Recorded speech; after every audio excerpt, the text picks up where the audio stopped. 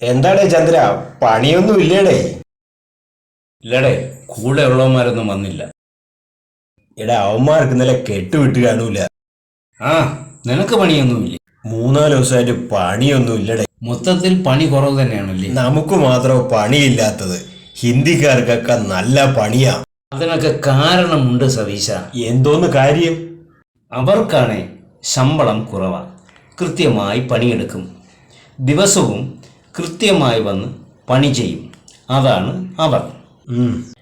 എടാ, ഗൾഫില് മലയാളി പോയി കിടക്കും പോലെ തന്നെ കേരളത്തില് ബംഗാളി വന്ന് കിടക്കണേ, എല്ലാം ഒന്നുപോലെ തന്നെ. അതെന്താ അങ്ങനെ? നാട്ടിൽ കിടക്കുന്നവന്മാരെ പോലെ കല്യാണത്തിന് പോണ്ട, ജാതകം കുടയ്ക്ക് പോണ്ട, പാല് കാച്ചിന് പോണ്ട, പ്രായം അറിയിക്കുന്നതിന് പോണ്ട, മരണത്തിനും സഞ്ചാന്യത്തിനോ പോണ്ട.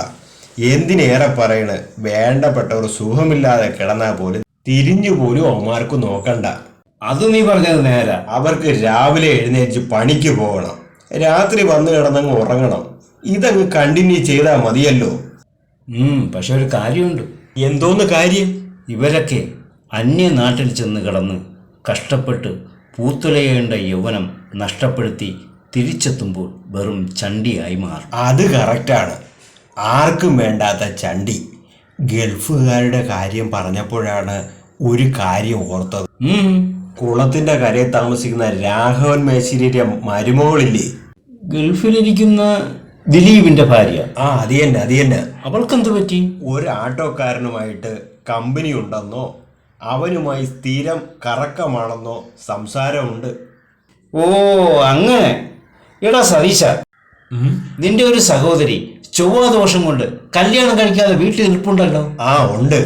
എടാ, നിന്റെ ഏർപ്പാടിൽ ചൊവ്വാദോഷമുള്ള ഏതെങ്കിലും പയ്യന്മാരുണ്ടോ? എടാ, ആദ്യം ഞാൻ പറയുന്നത് നീ കേൾക്കാം. പറ നീ. നിന്റെ വീടിനടുത്ത് കുറച്ച് ഹിന്ദിക്കാർ പയ്യന്മാര് വന്ന് വാടകയ്ക്ക് താമസിക്കുന്നുണ്ടല്ലോ. ഉണ്ട്. അതില് രാംചന്ദ് ലാൽ എന്നും പറഞ്ഞുകൊണ്ട് ഒരുത്തനുണ്ടല്ലോ. ഉണ്ട്.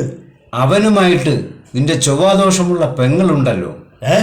നീ എന്തോന്നല്ലേ പറയുന്നത്? നീ ടെൻഷൻ അടിക്കാതെ ഞാൻ പറയുന്നത് മുഴുവനും കേൾക്കുക. എന്നാ പെട്ടെന്ന് പറ.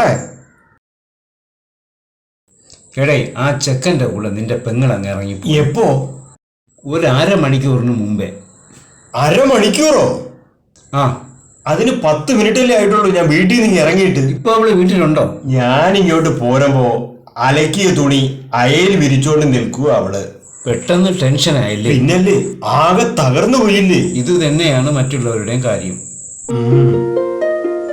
ദിലീപിന്റെ ഭാര്യയുടെ സ്വന്തം സഹോദരന ആ ആട്ടോക്കാരൻ. അവർക്ക് എവിടെയെങ്കിലും പോകണമെങ്കിൽ അവനെ വിളിക്കും. അവൻ ആട്ടയുമായി വരും, അവരെയും കൊണ്ടുപോകും, അതുപോലെ തിരിച്ച് വീട്ടിൽ കൊണ്ടാക്കും. സ്വന്തം സഹോദരനാണോ അവൻ? അതേടാ. ഒന്നും നേരിട്ട് കാണാതെയും കേൾക്കാതെയും വിശ്വസിക്കരുത്. അത് ശരിയാ. നിന്റെ സിഗരറ്റോ വീഡിയോ വല്ലോ ഇരിപ്പുണ്ടെങ്കിൽ എടു. എന്റെ കയ്യിലൊരു പുണ്ണാക്കുമില്ല. എന്നാ വാ, ജംഗ്ഷനിൽ പോയി ഒരു വലി വലിച്ചിട്ട് വരാം. ശരി, വലിയെങ്കിൽ വലി. വെറുതെ കുത്തിയിരിക്കുമ്പോൾ ഭയങ്കര ബോറടിയാണ്. അത് ശരിയാണേ.